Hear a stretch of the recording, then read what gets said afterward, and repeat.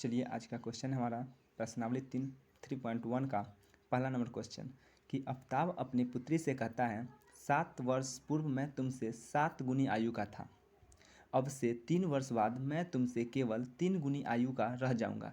इस स्थिति को बीजगणितीय और ग्राफीय रूप में व्यक्त करना है। तो चलिए सबसे पहले हम ऊपर लिखेंगे बीजगणितीय रूप में लिखने पर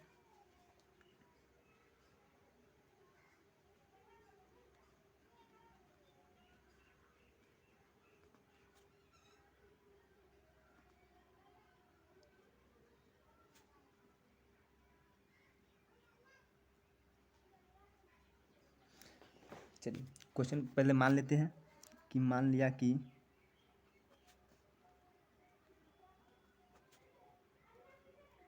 आफ्ताब की आयु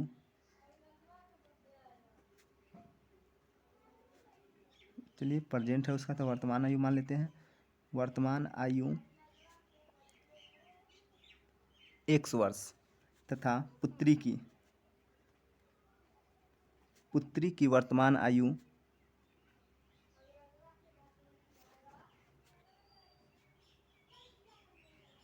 बराबर y वर्ष। अब प्रश्न से आते हैं।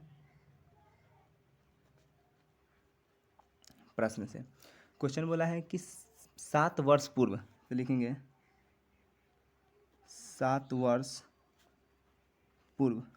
तो 7 वर्ष पूर्व आफ्ताब की आयु कितनी हो जाएगी? आफ्ताब की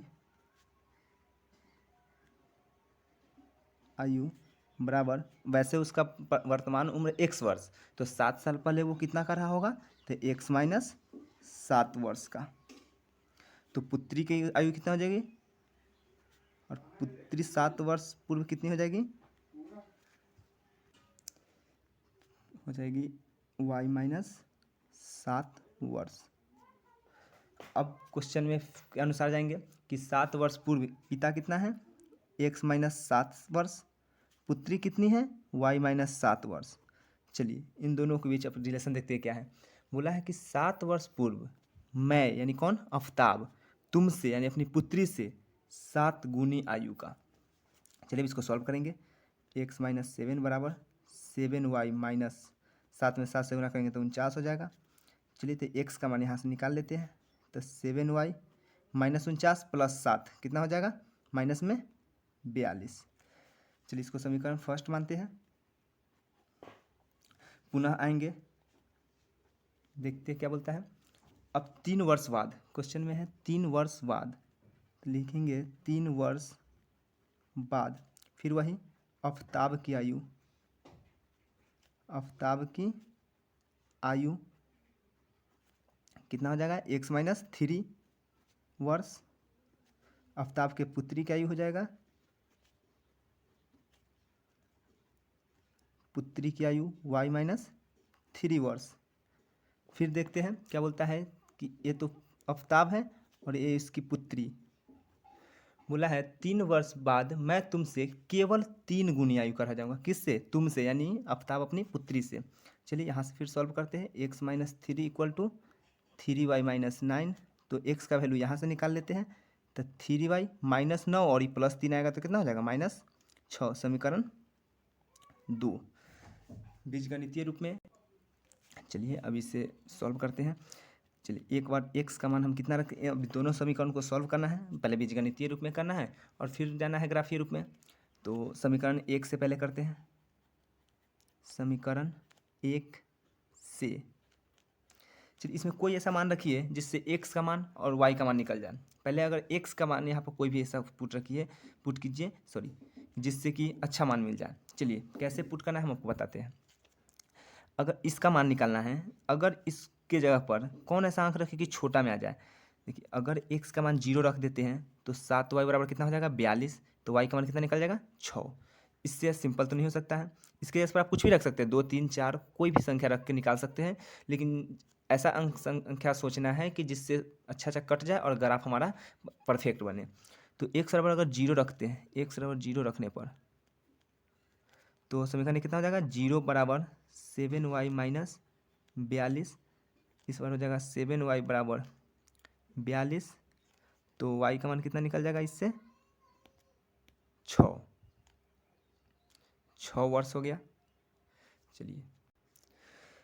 चलिए सॉरी फ़ोन आ गया था थोड़ा। एक्स का मान 0 तो वाई का मान कितना आया था 6, और एक बार वाई का मान 0 रखे तो एक्स का मान कितना आया माइनस में 42। चलिए इसी प्रकार समीकरण 2 को सॉल्व करेंगे। समीकरण 2 से चलिए समीकरण 2 कितना था देख लेते हैं। एक्स बराबर 3y माइनस 6, एक्स बराबर 3y माइनस 6। चलिए इसमें अब x का मान कोई भी पुट कर देते हैं ऐसा। चलिए x का मान अगर हम इसमें 0 रखेंगे तो देखते हैं कितना आता है। 0 बराबर 3y माइनस 6, यानी 3y बराबर 6, तो y का मान 2, और एक बार x का 0 रखे तो एक बार y का मान 0 रख देंगे। तो फिर इसमें सॉल्व करें तो x बराबर हो जाएगा 3 गुने 0 माइनस 6, यानी x बराबर माइनस 6। चलिए इसको एक्स वाई, चलिए इसमें x का मान एक बार 0 रखे तो मान कितना आया 2 आया। एक बार y का मान 0 रखे तो x का मान कितना आया माइनस 6 आया। चलिए अब हम इसका ग्राफ बनाते हैं। तो मैंने ग्राफ तैयार कर रखा है। चलिए हमें जाना है 42 तक जाना है, तो उसी चलिए 6 के अगर हम जाते हैं यहाँ पर 6 के रेशियो लेते हैं, एक मान का मान 6 इकाई रखते हैं तो 6 इधर 12 हो जाएगा, 18 चुका 24, 6 पचे 30, 6 एक 36, 6 सत्ते 42। 6 इसलिए रखे क्योंकि हमारा मान ही थोड़ा बहुत बड़ा आया है 42 है, इसे ग्राफ में दर्शाना है, इसलिए 6 से कटने वाला था तो 6 तक ले लिए।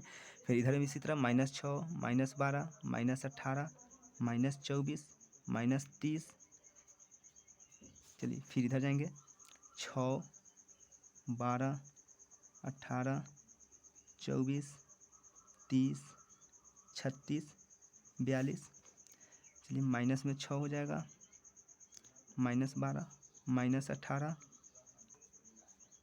-24, -30। चलिए पूरा लिखने की जरूरत नहीं है।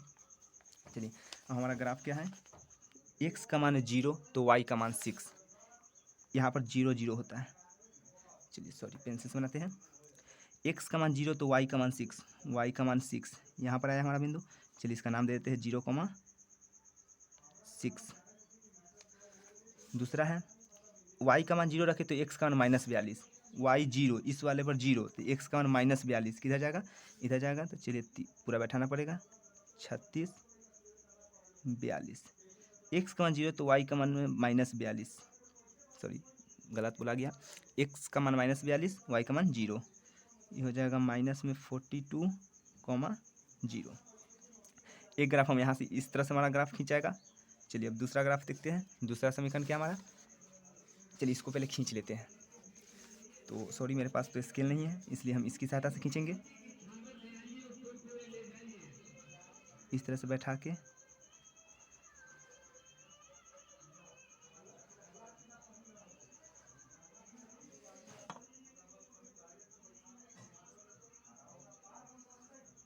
चलिए इस तरह से खींच लिए रखकर। अब हमारा दूसरा समीकरण है x का मान 0 तो y का मान 2, x का मान 0 तो y का मान प्लस में 2 जाना है।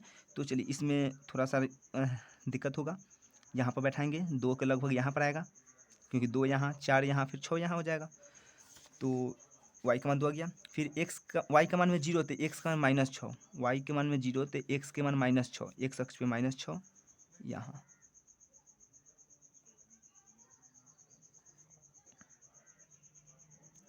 चलिए क्या था, x का मान 0 तो y का मान 2, सॉरी x का मान 0 तो y का मान 2 जाना था, यहाँ पर आएगा इस वाले पे, x का मान 0 तो y का मान 2। चलिए यहाँ ले लेते हैं, इसको देते हैं 0,2। एक बार x -6 है तो y बराबर 0, यानी y का मान इसी पर 0 इस वाले पे, तो x का मान -6, तो यहाँ पर चलाएंगे y का मान 0 -6। चलिए यहाँ पर इसको सूचित कर देते हैं कि x का मान कितना है -6, तो पहले माइनस में 6 लिख देते हैं, ,0। चलिए फिर इसका ग्राफ खींचते हैं हम। तो दो बिंदु कौन सा है, एक वाला ए बिंदु है जो कौन है 0,2 का है, और एक है 0, -6 का। चलिए इसको भी खींच लेते हैं हम।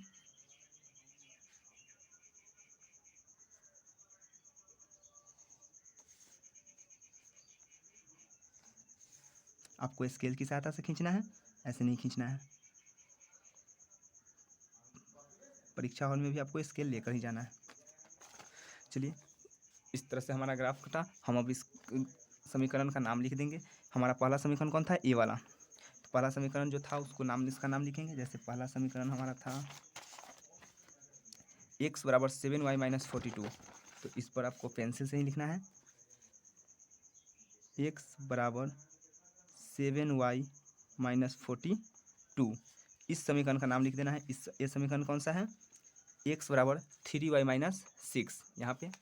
तो इसका मान लिखेंगे x बराबर 3y माइनस 6। चलिए सर इसको थोड़ा और मिला देते हैं, एक और पॉइंट यहाँ से अच्छा बन जाएगा।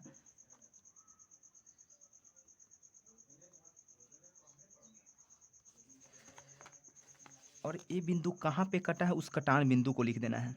यहाँ पर आके दोनों बिंदु कट गए हैं। तो कहाँ पे कटा है, 30 और 12 से हल्का सा पीछे है। तो 6 6 12 है, यहाँ पर हम लगभग में 10 ले लेते हैं। तो यानी इस कटान बिंदु कितना, पहले x का मान लिखा था, फिर y का मान।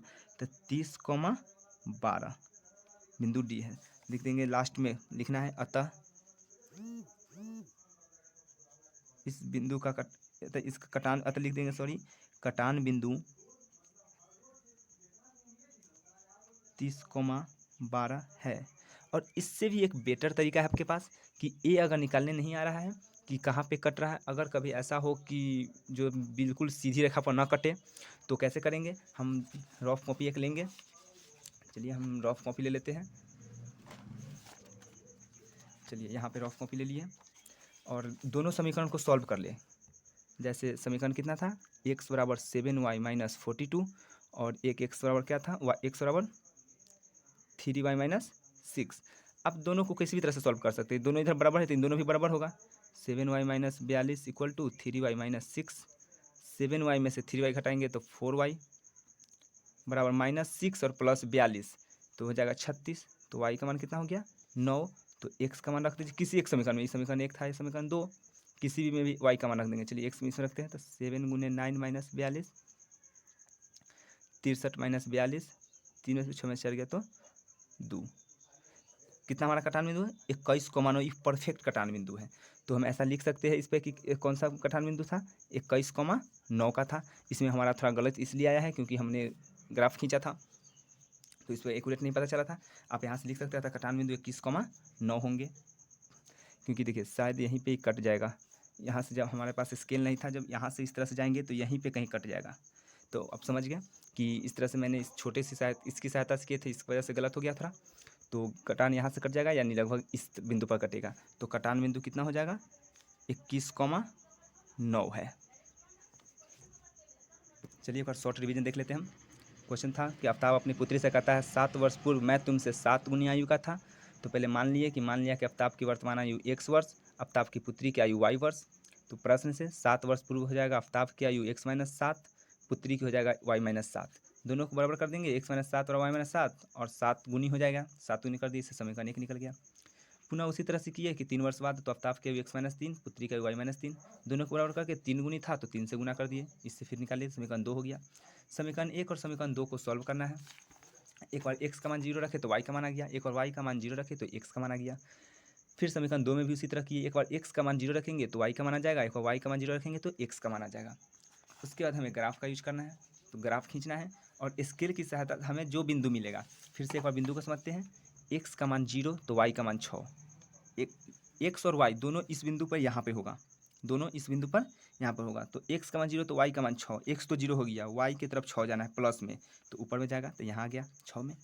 फिर y का मान 0, तो फिर इसी रेखा पे x का मान कितना, -42, तो माइनस में जाना है x, तो माइनस में x इधर है, तो माइनस में 42 यहाँ पर आ गए, यानी एक ये रेखा हुआ और एक ही हुआ, तो इससे ग्राफ खींचती है। फिर समीकरण 2 को देखें, x का मान 0 रखेंगे तो y का मान 2, x का मान 0 रखे तो y का मान प्लस में 2, तो y किधर है, ये वाला है, तो प्लस में 2 लगभग अंदाज से यहाँ पर गए। फिर y का मान 0 तो x का मान -6, y भी इसी पर 0 तो x का मान -6, और ये काटेंगे तो इस तरह से जहाँ कट जाएगा तो लिख देंगे था कटान बिंदु। आपको एक्यूरेट कटेगा, आप स्केल की सहायता से काटेंगे तो इसलिए 21,9 है।